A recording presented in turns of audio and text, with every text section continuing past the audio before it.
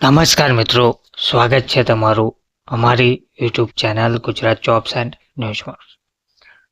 મિત્રો, ગુજરાત રાજ્યના scream worker, મધ્યાહન ભોજન યોજનાના કર્મચારીઓ, આશા બહેનો, આંગણવાડી કામદારો ને કાયમી કરવા બાબત અને પગાર વધારો, માનદ વેતનમાં વધારો બાબત ઘણા લાંબા સમયથી માંગ કરવામાં આવી રહી છે. તેની રજૂઆતો પણ તીવ્ર બની છે. આંદોલનો પણ કરવામાં આવી રહ્યા છે અને વધુ ધારદાર આંદોલન કરવાની ચીમકી પણ આપી છે. તો અમદાવાદ, ગાંધીનગર સહિત રાજ્યભરના કલેક્ટરોને આવેદનપત્ર આપવામાં આવ્યા છે.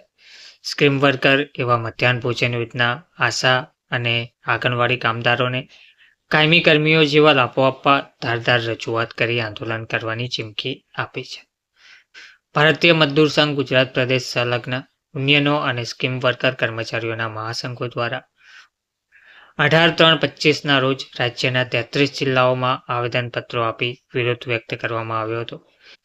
જેમાં અમદાવાદ જિલ્લાના ધંધુકા, ધોલેરાના 200 સ્ક્રીમ વર્કર, જેમાં મધ્યાહન ભોજન યોજનાના કર્મચારીઓ, આશા અને આંગણવાડી વર્કરો સહિત વિવિધ ક્ષેત્રના કર્મીઓ, ભાઈઓ તથા બહેનો આમાં જોડાયા હતા. જેમાં રાજ્ય પ્રમુખ રાજેન્દ્રસિંહ બી ચુડાસમા અમદાવાદ અને ગાંધીનગર જિલ્લા કલેક્ટર કચેરીએ આવેદનપત્ર આપી પ્રચંડ વિરોધ નોંધાવ્યો હતો.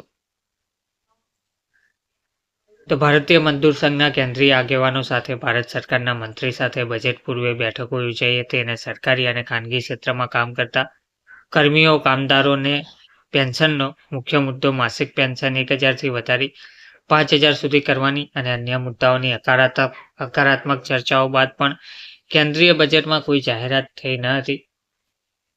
ઉપરાંત ગુજરાત પ્રદેશ સરકાર સાથે પણ નાણામંત્રીશ્રી અને સાથે અનેક મંત્રીઓશ્રીઓની હાજરીમાં બજેટ પૂર્વે વિવિધ સંગઠનો, મહાસંઘોના પ્રશ્નો અંગે ચર્ચાઓ થઈ હતી, પરંતુ એક પણ પ્રશ્નોના ઉકેલ નહીં આવતા અને ઉલટાનું ભારતીય મજદૂર સંઘ સાથે સંલગ્ન પીએમ પોષણ શક્તિ નિર્માણ મધ્યાહન ભોજન યોજનાના 96,000 જેટલા કર્મીઓને કોઈ લાભ આપવા ના પડે એટલે યોજનાને જ ખાનગી સંસ્થાઓને સોંપવાની વિપરીત જાહેરાત કરી હતી.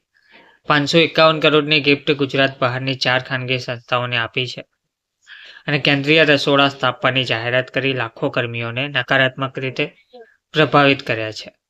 એક મોટો આઘાત સાથેનો આક્રોશનું નિર્માણ થયું છે. ઉપરાંત આંગણવાડી વર્કરના પાયાના પ્રશ્નો, હાઈકોર્ટ દ્વારા આ કર્મીઓને કાયમી કર્મચારી ગણી લાભો આપવાના ચુકાદાનું પાલન સહિતના 9 મુદ્દાઓ, જમીની લેવલે આરોગ્યના સાચા સેવકો એવા આશા ફેસિલિટેટર બહેનોના આર્થિક શોષણ સહિતના 7 પ્રશ્નો પણ આવેદનપત્રમાં રજૂ કર્યા છે. એ પણ નજરઅંદાજ કર્યા છે. ત્યારે આ વિશાળ કર્મચારી આક્રોશને વાચા આપવા માટે રાજ્યના દરેક જિલ્લા મથકે હજારોની સંખ્યામાં ભારતીય મજદૂર સંઘના વિવિધ સંગઠનોના કર્મીઓ, કામદારોએ ઉપસ્થિત રહીને આવેદનપત્રો આપ્યા છે. આગળની લડત કેટલી વિકરાળ હશે એ ઉજાગર કર્યું છે. ત્યારે રાજ્ય અને કેન્દ્ર સરકારના સલાહકારોને ચેતવણી પણ આપી છે. ચૂંટાયેલી પાંખને ખાસ કરીને શ્રમિકોના મુદ્દે સાચી સલાહ આપો.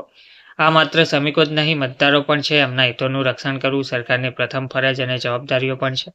જો સમય મર્યાદામાં ભારતીય મજદૂર સંઘના આવેદનપત્રોને નજરઅંદાજ કરવામાં આવશે તો આગામી દિવસોમાં આગળની રણનીતિ પણ બનાવવામાં આવશે એવો સૂર ઉઠ્યો છે. વિશાળ શ્રમિક સંગઠનો સંઘને એ આક્રોશને વાચા આપવી પડશે એમ પ્રદેશ નેતૃત્વની ગેમ પણ જોવા મળી રહી છે. ધન્યવાદ.